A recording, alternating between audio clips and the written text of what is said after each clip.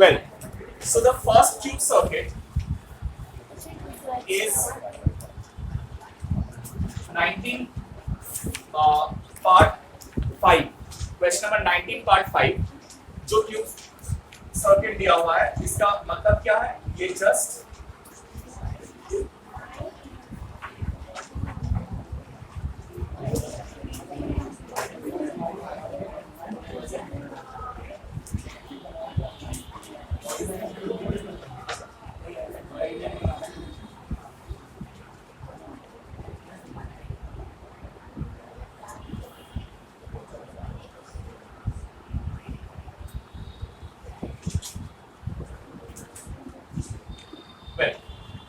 Tube circuit में तीन अलग अलग सिचुएशन होता है। एक होता है body diagonal, across the body diagonal जो यहाँ पर ड्रॉ किया गया है। एक होता है अक्रॉस द फेस डायगोनल और तीसरा वाला होता है अक्रॉस द एज, कोई भी एक एज के बगल। ठीक है, so we will be doing all the three. First जो है ये है बॉडी डायगोनल के अबाउट में, मतलब डायगोनली ऑपोजिट दो पॉइंट के बीच में कनेक्शन है। और ये जो ट्यूब बना हुआ है this is not a solid tube, सिर्फ इसका जो साइड्स है these sides are made up of resistance R each। ठीक है, each edge of resistance R। ठीक है, मतलब the resistance between A and B is R, B and C is R, C and F is R, C and D is R। So all the sides has got the same resistance R and we need to find out the equivalent resistance between the connected points, मतलब ये वाला point और ये वाला point। So this is diagonally opposite points and diagonally opposite point, which diagonal? Body diagonal। Diagonally opposite points, body diagonal।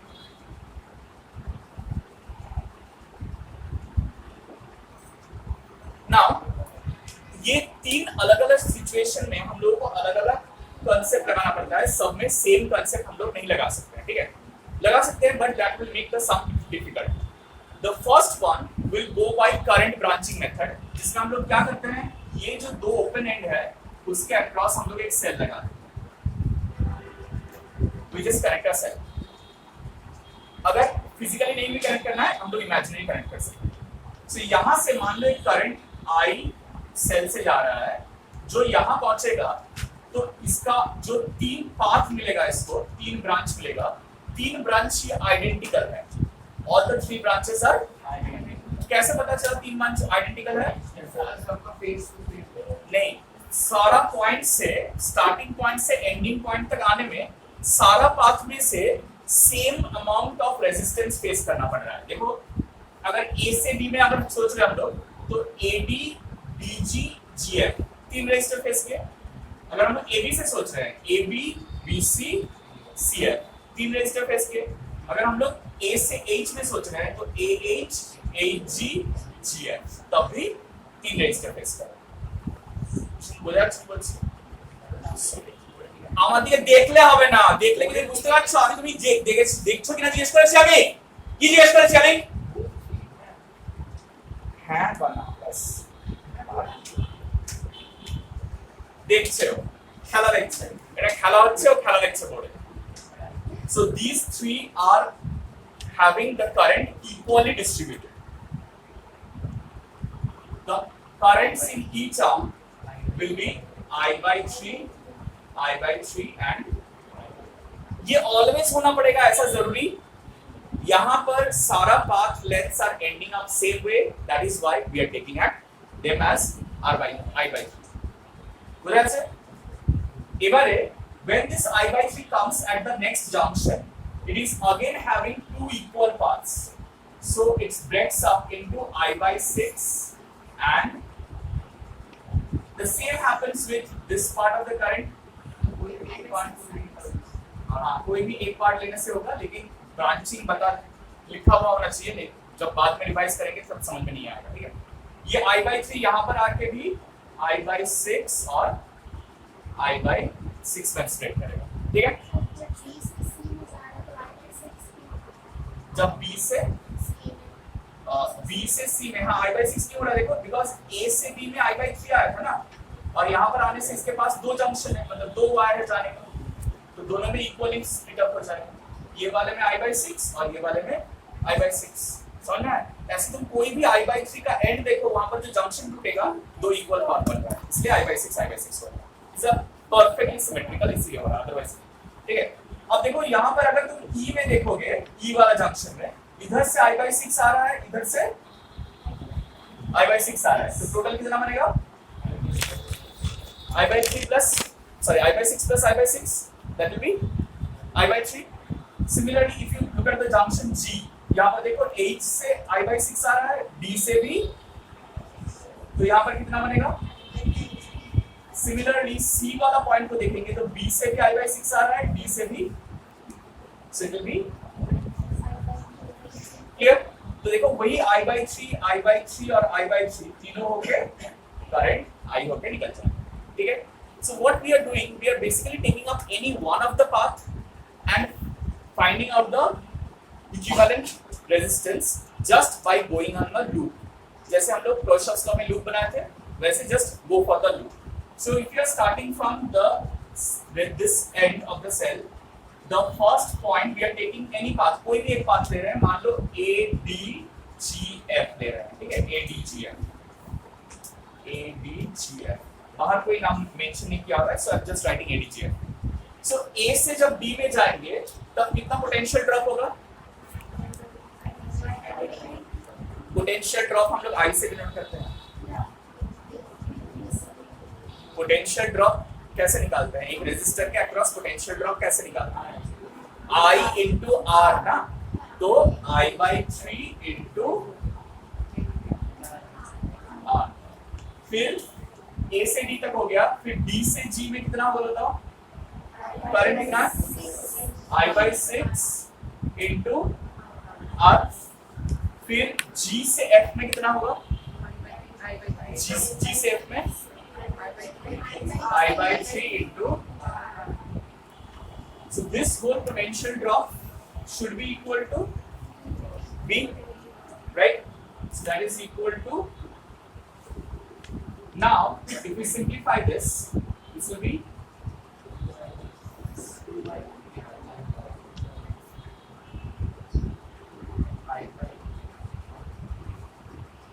five IR/6 equal to B, alright? तो ये पूरा चीज का इक्विवेलेंट रेजिस्टेंस हम लोग अगर निकालना चाहते हैं, so that will be like एक रेजिस्टेंस यहाँ पर लगा हुआ होगा और उसके अक्रॉस सेल लगा हुआ होगा, हाँ या ना? जो cell V amount of potential difference apply कर रहा है और इसमें करंट I जा रहा है, तो ये वाला रेजिस्टेंस को हम लोग क्या बोलेंगे? राइट। सो यहाँ पर हम लोग सिर्फ V/I निकाल रहे हैं, I को इधर लेके जाएंगे तो क्या आ जाएगा? So this is our equivalent resistance 5/6। समझ में आया? जल्दी से ये वाला बना लो and then we'll go for the next one। Well, the next one is about the edge। So we are taking the equivalent, finding out the equivalent resistance about any two adjacent corners, any two adjacent corners। So ये दो point या ये दो point या ये दो point, कोई भी दो पॉइंट पॉइंट्स के बीच में। तो यहाँ पर क्या देख रहे हैं हम लोग? जब यहाँ से करंट घुस रहा है, it has got three paths to go। The first path, if you take up, it takes up 3 resistors। The second path, it also takes up 3 resistors, but the third one is taking up only 1 resistor। तो इसलिए इसमें जो current होगा, ये दोनों में current same नहीं होगा। So if I am taking upper वाला पार्ट का I1 करंट, ये वाला पार्ट का I1 current, then this current according to junction law कितना होना चाहिए बताओ तो?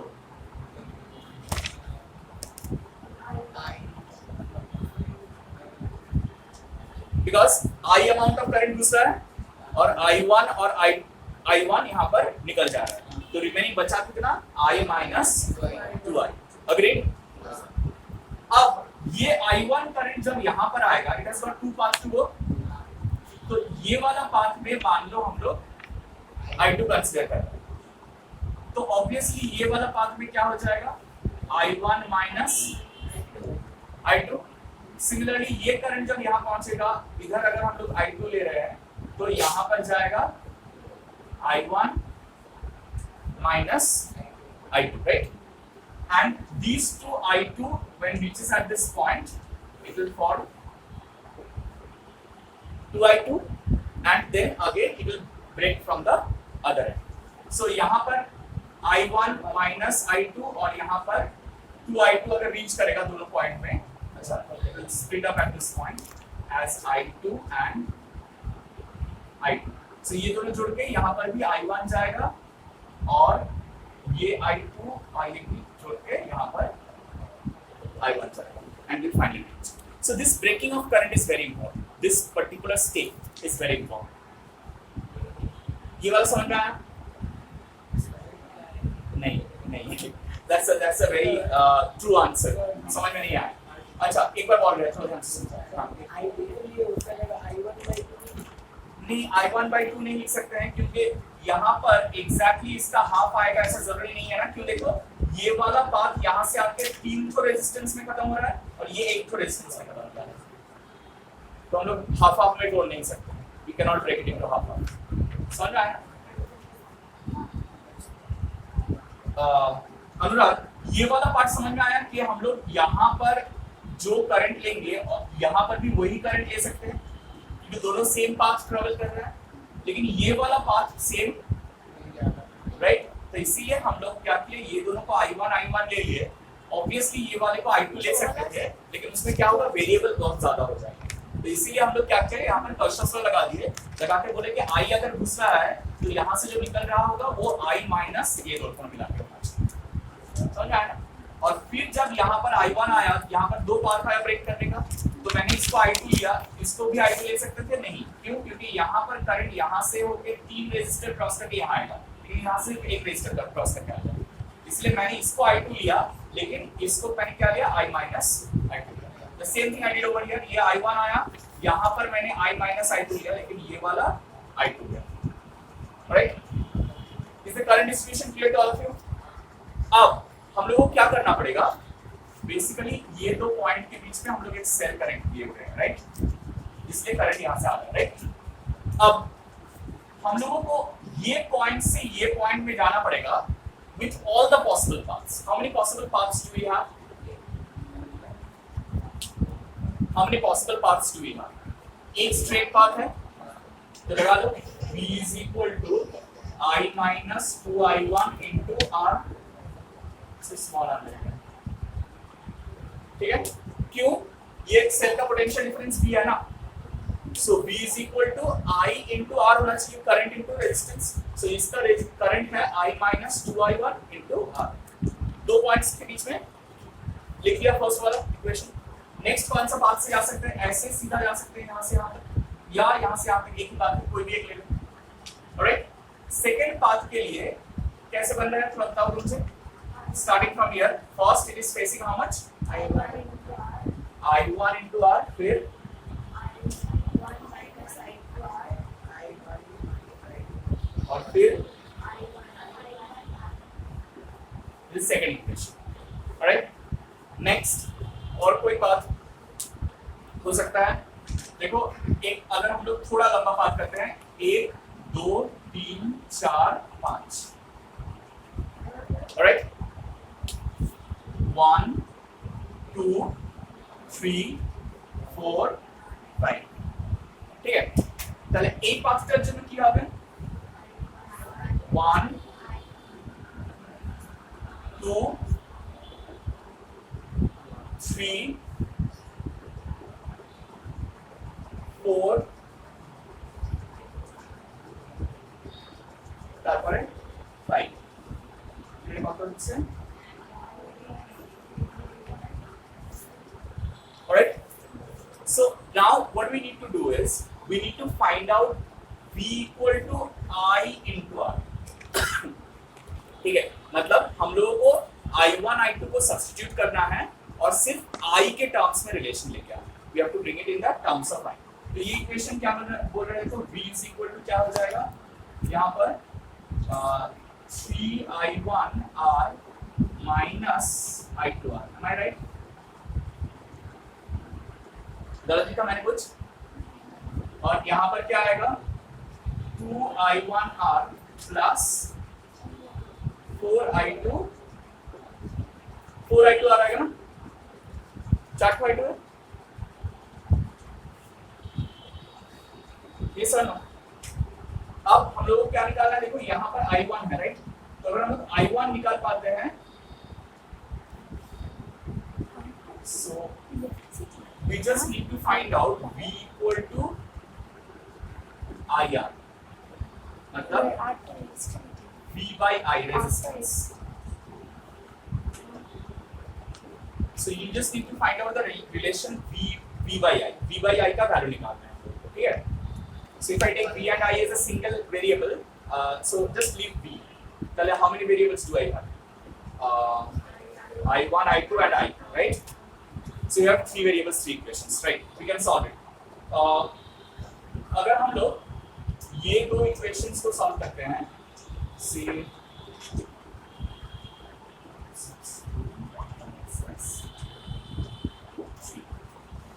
so you have 3 equations and you can solve for v by I. v या I अलग अलग से निकालना नहीं है हम लोग को, सिर्फ v by I का वैल्यू निकालना। so कर सकते हैं क्या?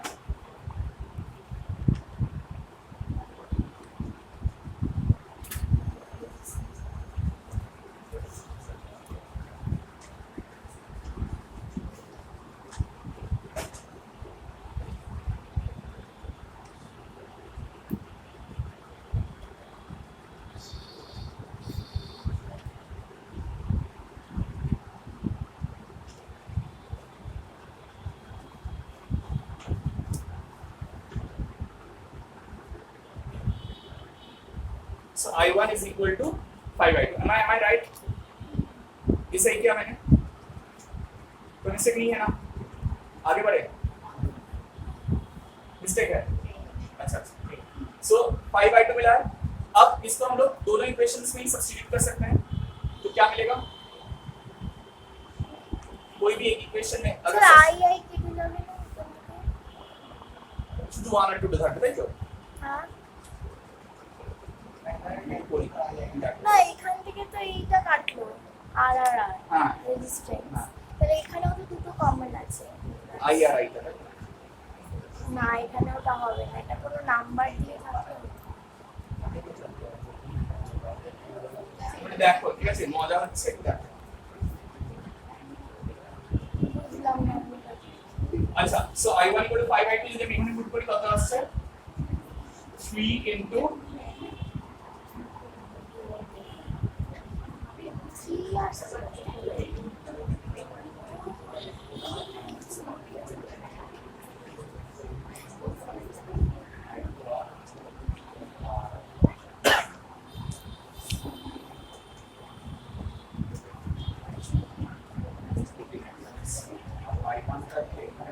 এটা 6 হবে না, 2 + 4 6 হবে।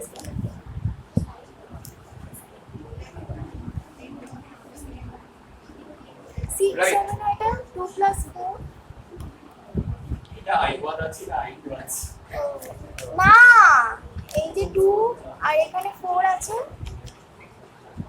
এটা আমি করে নিতে হবে বলছি। ও এই দুটো প্লাসটা হয়ে মাইনাস যায়। আছে।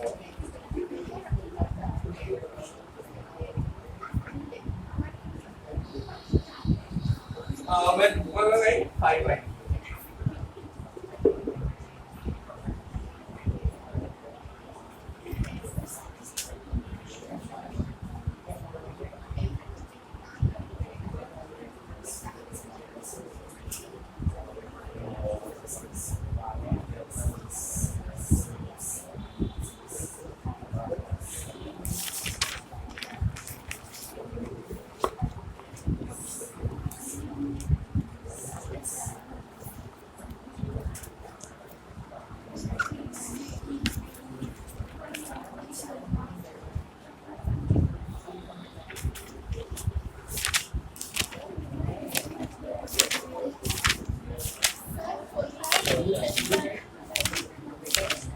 মাঝখানে কথা না বলে বুঝতে পারবেন।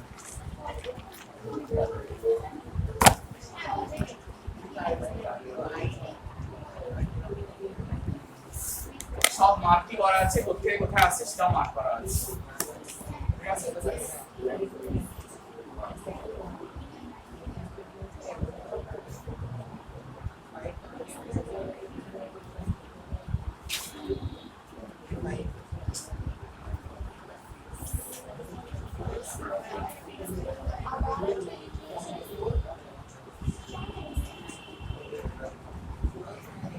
Well, I've got all the equations you want on the board. Just need to find out v by i. v by i का वैल्यू चाहिए. हाँ? 4 नहीं है, वहाँ पे आप लिखते हैं 5 लिखते हैं, उनके 6 लिखते हैं। अच्छा 4 नहीं है, छोड़ो ना, 4 ही चाहिए. अरे इक्वेशन 4 তো দাদা অসুবিধা আছে ইকুয়েশন 4 যদি না থাকে তাতে কোনো we didn't take any reference of equation 4.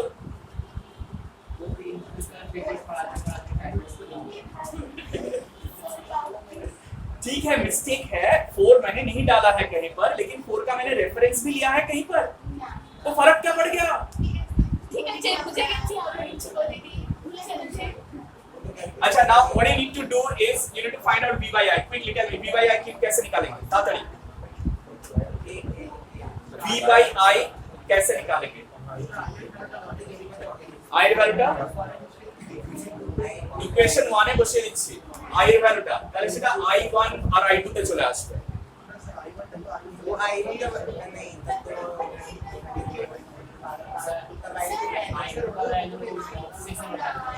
i2 का वैल्यू 6 में मतलब इसमें from 6 and 7 sorry 6 and 8, right? From 6 and 8.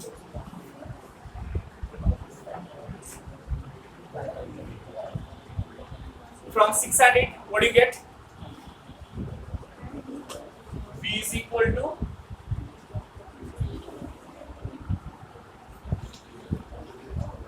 14. I2 जो है, ये I2 को हम लोग क्या लिख रहे हैं? I2 equal to I by 24. So it will be I by 24 R. So V by I is equal to 7 by 12 R.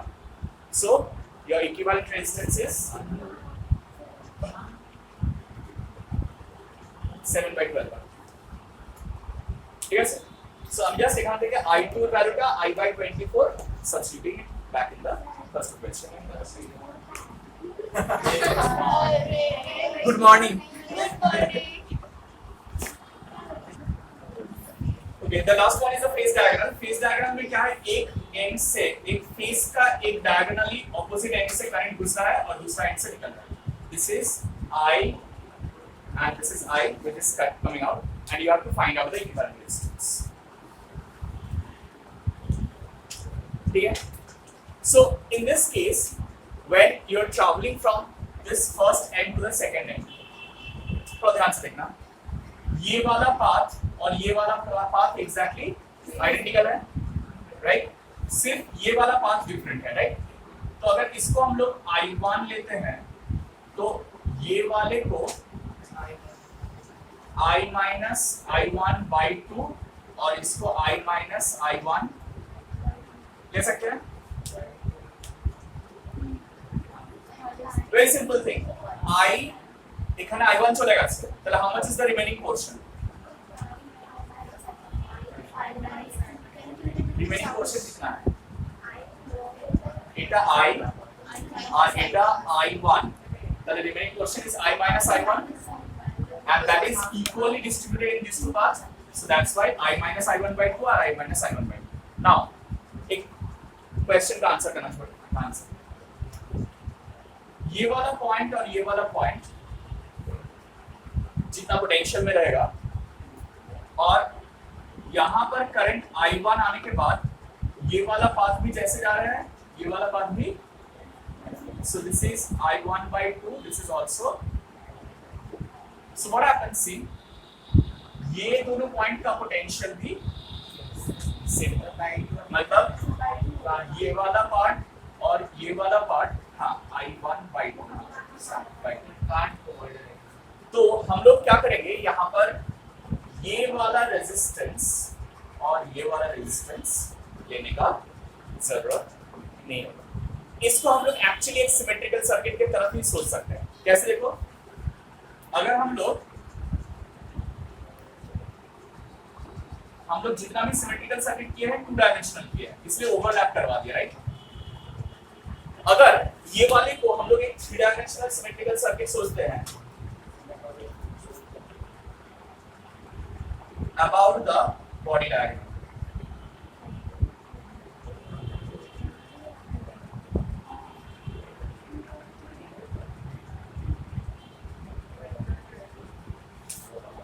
if I slice it like this, उसका लेफ्ट हैंड पार्ट और right hand side part में ये जो red plane मैंने draw किया, think of this red pen, Sadiq, when I'm explaining something, please don't talk. So when you have this plane about which you are finding out the equivalent resistance, ये plane के about में देखो left hand side और right hand side exactly symmetrical है. So about this plane you can basically ignore this resistance and this resistance because they are coming on the plane. These two resistances are lying on the plane. That makes the circuit very easy. क्यों? क्योंकि अब ऊपर जो connections है इसको हम लोग 3 dimension से 2 डायमेंशन में इजीली कन्वर्ट कर सकते हैं. कैसे?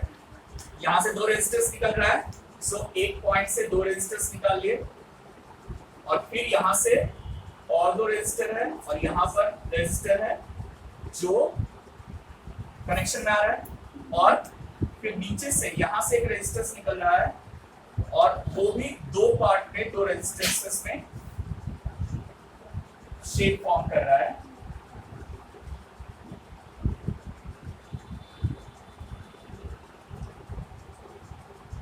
और फाइनली इससे जुड़ रहा है. It's like this. अब इसको देखो 3D में विजुअलाइज करने का कुछ है नहीं क्योंकि इंटरकनेक्शंस मैंने हटा दिया है. So it becomes basically a 2D diagram जहां पर ये wire they are in parallel connection और ये पूरा चीज पैरेलल कनेक्शन है जिसमें ये 2 सीरीज में है और ये 2 भी. So now it's very easy. जल्दी कैलकुलेट कर लो. इन दोनों का इक्विवेलेंट रेजिस्टेंस कितना? इन दोनों का equivalent resistance they are in what connection? So 2R parallel connection में रहेगा तो 2R/2 मतलब इक्विवेलेंट रेजिस्टेंस इज R. उसके साथ ये वाला और ये वाला क्या कनेक्शन में है? सीरीज कनेक्शन में है. सो ये पूरा R हो जाएगा तो R+R टोटल कितना हुआ? 3R. ये पूरा R है इसके साथ R+R 3R. तो this circuit is basically becoming ऊपर में यहाँ पर 2R बीच में और एक 2R कौन सा? ये वाला और ये पूरा चीज बन गया कितना? 3R. So that is the equivalent resistance. जल्दी से कैलकुलेट करो कितना आ रहा है.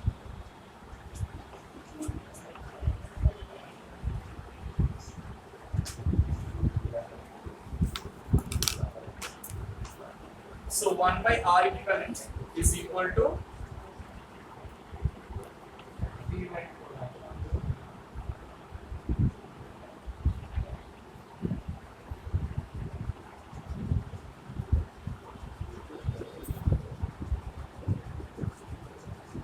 CR/4. हाँ. Is that clear?